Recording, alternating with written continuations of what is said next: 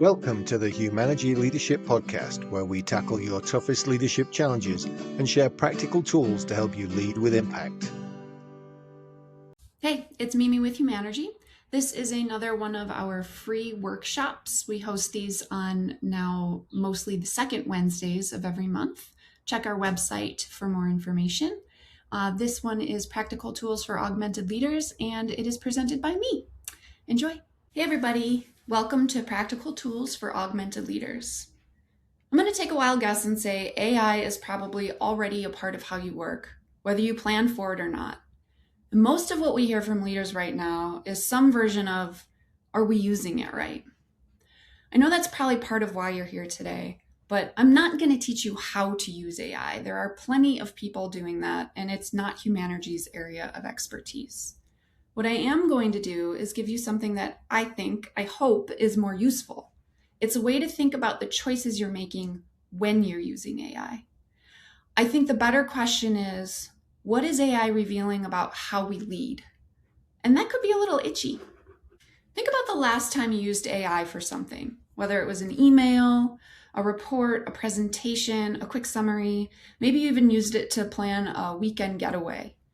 You got something back fast and it looked pretty good. And you had a moment. Do I use this? Or do I slow down and really think it through? That moment is leadership. Not the AI or the output. It's that split-second decision about what you do next. Most of us think we're using AI productively. And in reality, a lot of what we're doing is passive. It just looks faster.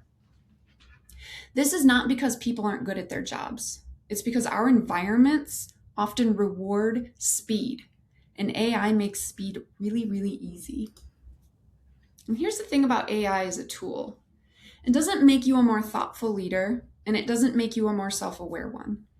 What it can do is turn up the volume on the choices you're already making. More speed, more pressure, more output, and more visibility into what you actually default to when nobody is slowing you down. At Humanergy, we've spent over 25 years looking at what actually separates leaders who make things better from those who don't. And it comes down to this. Leadership isn't about your title or your role or the size of your team.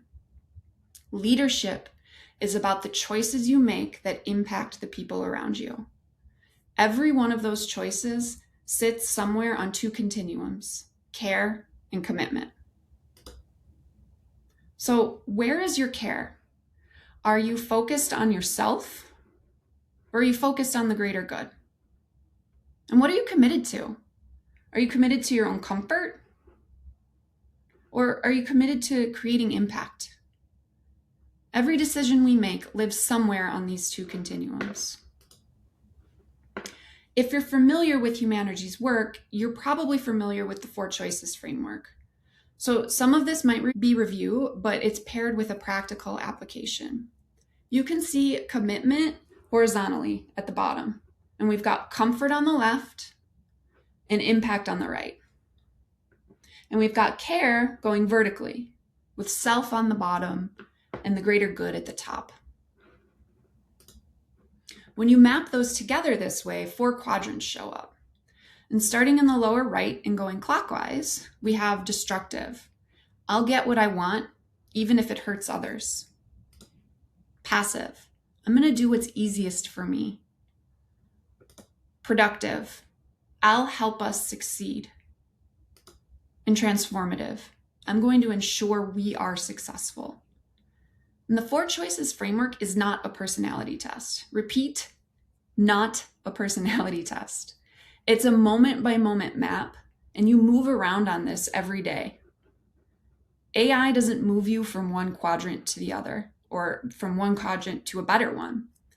AI amplifies whichever one you're already operating from. Let's start with destructive. It doesn't always look dramatic. It's not usually someone cackling and using AI for evil. I think of Mr. Burns when I think of that from The Simpsons. It can be that. There are bad actors out there, and we all know that, and we got to watch out for it. But it's using AI to bypass people. It's hiding how a decision got made presenting AI output as your own thinking, and letting automation do the work that was supposed to involve your own brain and your own team. Imagine a manager who uses AI to write the performance reviews for his team. Doesn't talk to anyone, doesn't gather input, just generates them and sends them out. The reviews might even sound thoughtful. AI can sound thoughtful. But the people on that team can tell that those reviews were written by AI. And because of that, they know that they weren't actually seen. That's destructive. Not because the tool is bad, but because the leader used it to skip the part that actually mattered, the human part.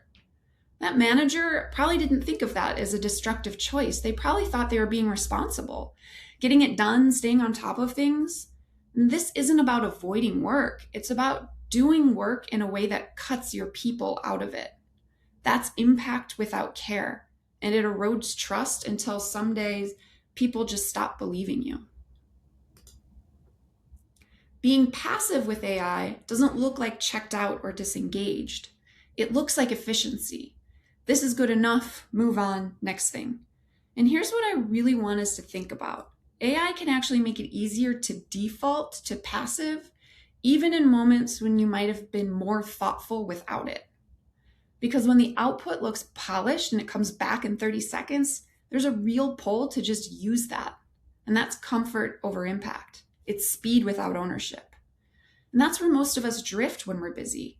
Not because we're bad leaders, but because the path is right there and it's so easy to take when you have so many other things to do. This is what it looks like in real work. And maybe you heard this story, it circulated last year. The Chicago Sun-Times published a special summer section that included a reading list recommending books people should pick up over the summer. The list had real authors. It's a very credible publication, but the problem was that some of the actual books on the list didn't exist. The freelance author that wrote it later admitted that he used AI to help put this section together, and he didn't fact check the output before it went to print. Now, that article didn't go straight from his laptop to the printed page. An editor reviewed it. A section editor probably signed off on it. At every single step, someone had an opportunity to ask, did we check these? And nobody did. That's not an AI failure. It's a passive leadership choice. Speed replaced judgment. Done replaced right. That freelance author wasn't trying to do bad work, and neither was anyone else. But it was an entire chain of people defaulting to comfort over impact. Everyone assumed the person before them had done the thinking. And it doesn't feel like a decision in the moment. It feels like efficiency. I've done something similar. A few months ago, I used AI to help update one of our older blog posts. If you don't know, Humanergy has over 500 blogs on our website about leadership. Now, Humanergy's been in business since the year 2000, so some of those are getting a little dusty, but the content, those leadership lessons that are in there, those are evergreen, and I want to bring those back and refresh them. So I'm updating and republishing some of those old blogs. I ran the old blog through AI. I had set up some rules and parameters about how I wanted this to be updated. And it gave me a refreshed version. I skimmed it, I made a few tweaks, and it sounded good. So I scheduled it to publish. About a week later, it went live, and I went back and I actually reread the whole thing. I didn't just skim it. And there was one part that I really didn't like, and I was disappointed that I had let that go through to publish. Now, luckily, the stakes aren't as high for me. I could go back and I edited it. But by then, inevitably, some people had already seen it. The point is, the original time I ran that blog post through, I didn't use AI to think better. I used it to move faster. And that was a passive choice because it was easier to treat done as good enough.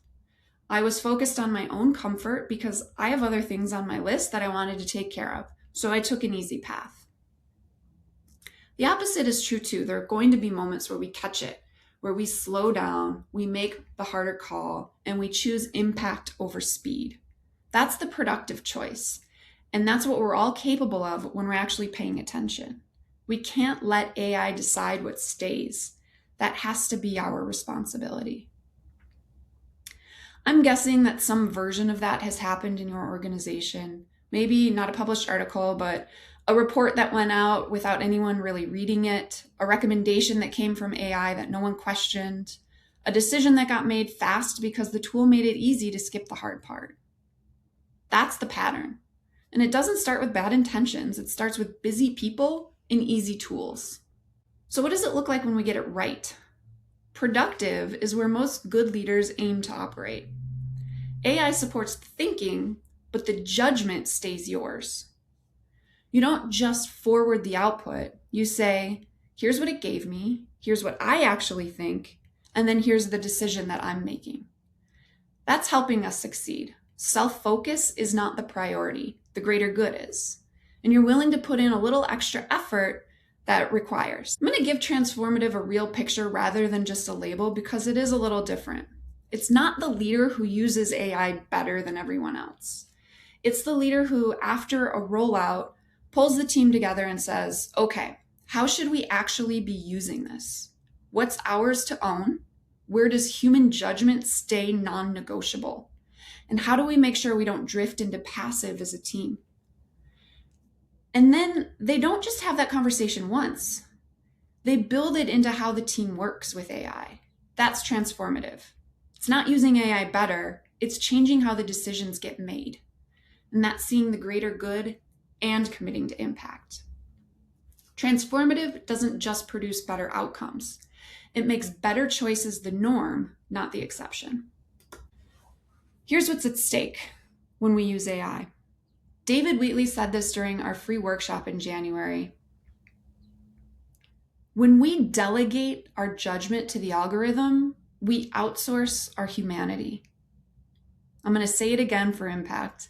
When we delegate our judgment to the algorithm, we outsource our humanity. That's not a technology problem. It's a leadership choice. And it's one that's incredibly easy to make one good enough choice at a time. We can delegate tasks to AI, but the judgment is where leadership lives. If we give that up, you're not leading anymore.